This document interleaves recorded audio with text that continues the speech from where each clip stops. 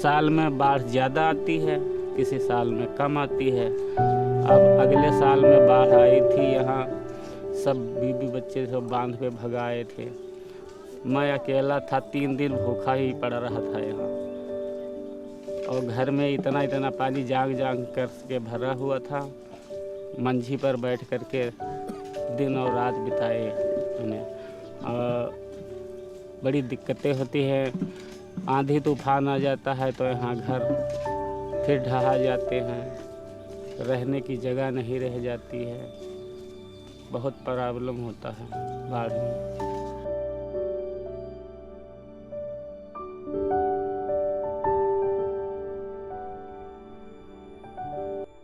गांव में सर यही होता है कि जब बाढ़ क्षेत्र हमारा है ही है, तो बाढ़ क्षेत्र में हमें जहां बुलावा आएगा वहां जाना भी पड़ता है सर।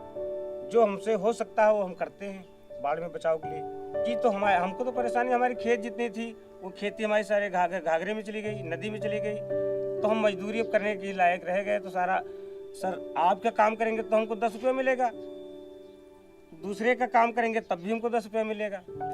उस समय साहब हम लोग का घर अगर मिट्टी कच्ची है तो बाढ़ आने से वो घर गिर जाते थे। तो इसके बाद वहाँ लोग तमाम प्रकार से कटान भी आती थी तो घर नदी में गिर जाते थे। इसके बाद फिर वहाँ से दूसरा घर बनाते थे और इधर उधर अपना जीवन निर्वाह करते थे।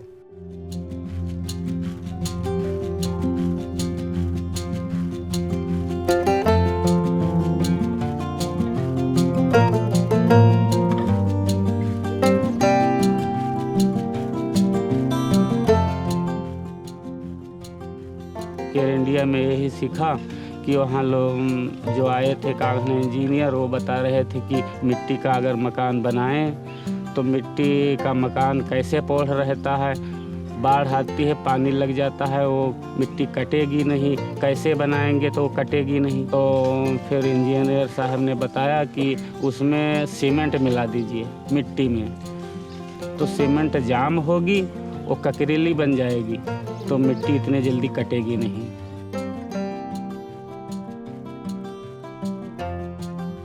ट्रेनिंग हमको इस तरीके से दी गई कि ईंट कैसे लगाते हो, ईंट में गैप कितनी होती है, कई इंच का गैप होता है सर, ऐसे हमको ट्रेनिंग दी गई। इस हिसाब से हम ईंट लगा रहे हैं। ऐसा है जैसे कच्चा झोपड़ा है तो उसके लिए जो लकड़ी के धुनिया तमाड़े लगाए जाते थे, तो उसके लिए सर धुनिया तमाड़ा हटा दिए गए। अब थोड़ा बीम बना करके हमको उसको मजबूती से खड़ा करना है।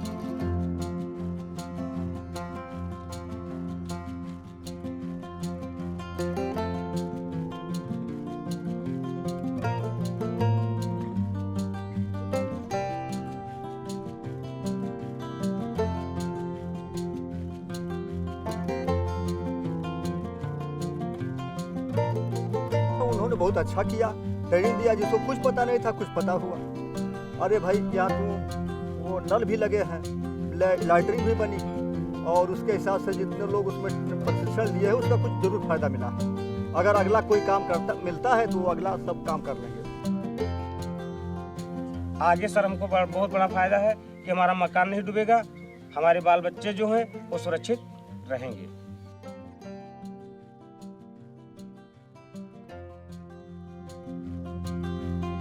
सबसे पहले तो मैं इस संस्था के डायरेक्टर को, इसमें संबंधित समस्त अधिकारियों कर्मचारियों को जिस तरीके से इनकी कार्यशैली है और हमारे क्षेत्र में कार्य किया है उसके लिए बहुत बहुत बधाई है हमारी तरफ से, हमारी ग्राम पंचायत की तरफ से।